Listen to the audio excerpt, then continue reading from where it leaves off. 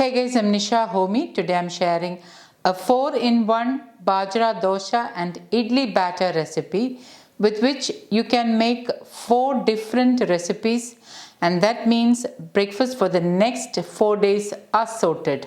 No rice or Urad Dal is needed to make this super healthy and protein rich Bajra Dosa batter. Ideal for those with health issues like thyroid, PCOS, diabetes, or for those on a weight loss journey, or for those who simply want to eat healthy and include millets in their diet and their family's diet. So let's get started with the recipes. Into a bowl, I'm adding in 2 cups of Bajra. Bajra, also known as pearl millet, is a highly nutritious millet and it is completely gluten-free. Bajra helps to maintain good gut health. It is a rich source of insoluble fiber which works as a prebiotic in our gut. Fermented grains like millets are a good source of vitamin B12. Hence, they are ideal to include in your family's diet. Into this, I'm adding in half cup yellow moong dal, half tablespoon methi seeds, also known as fenugreek seeds. Into this, I'm adding in some water. Washing and rinsing it a couple of times or until the water runs clear. I sourced the millets and dals locally, hence there may be sand, dirt or dust particles. So I'm going to rinse this thoroughly. Once rinsed, add in some more water and allow the millets and dal to soak for about 6 to 8 hours. Now the reason why you need to soak bajra for a longer period is to help release the phytic acid content in bajra. Grains like millets has phytates, which is a nutrient inhibitor. So always try to soak millets for a bit longer period than you normally soak rice. 6 to 8 hours of soaking is ideal for millets. And after about 7 hours, the bajra and moong dal has soaked really well. So I'm going to add this into my wet grinder. If you are using your mixie grinder jar, you can blend it in the mixie. But today I'm using my wet grinder. So I'm adding the soaked millets and dal into my wet grinder. Add in 1 glass of water little by little. 2 to 3 minutes later, add in pink Himalayan salt as needed. And once it is ground, transfer it from the wet grinder.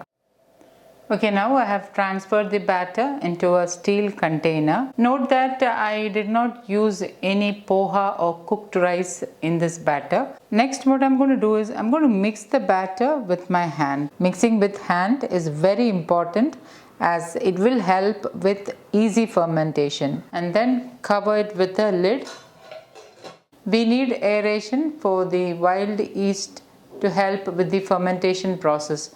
So do not use a tight lid.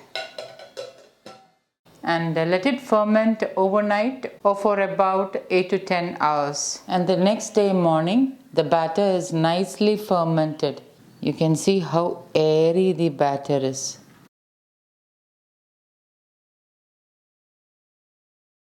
So I'm giving it a good mix. See how nicely the batter has fermented.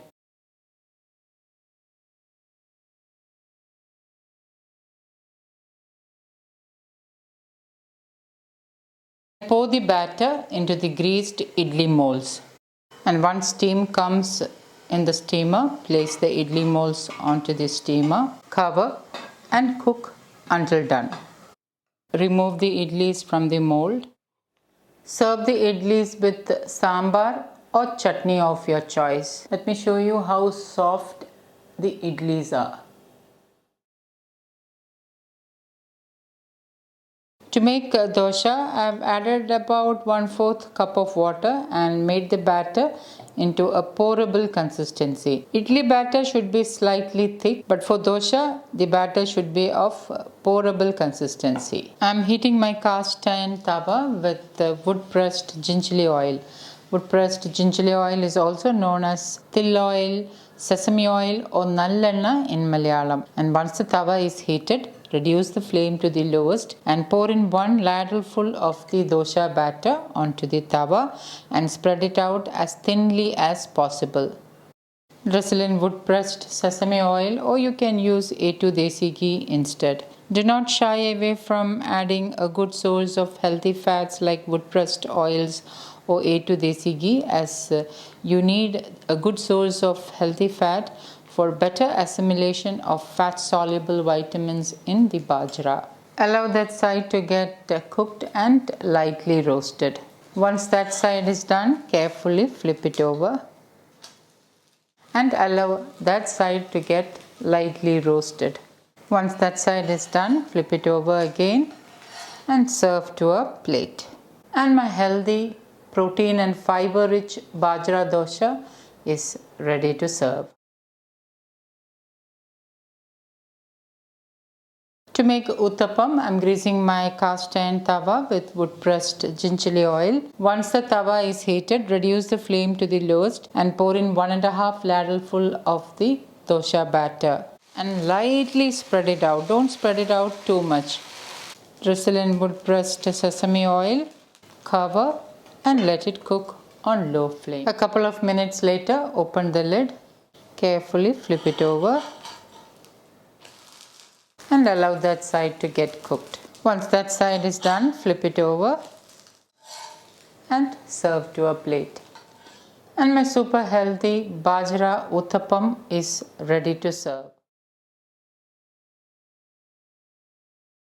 To make tomato onion Uthappam, into a bowl I am adding in half cup of finely chopped onions, tomatoes, green chilli and some coriander leaves. To make it more nutrient dense and fiber rich, I am adding in some fresh moringa leaves. You can also use moringa powder instead of fresh moringa leaves. And this is just a handful of fresh moringa leaves. I am roughly tearing the moringa leaves and adding in. Moringa is also known as nature's multivitamin, and I have already shared many videos on the health benefits of moringa. So do check it out to understand why you should be including moringa in your diet. Add some Bajra Dosa batter into it and give it a good mix. Heat a cast iron dosha tawa and grease it with wood pressed gingerly oil. Reduce the flame to the lowest.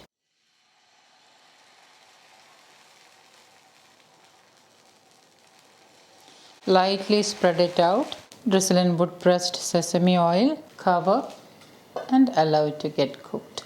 A couple of minutes later, open the lid and flip it over.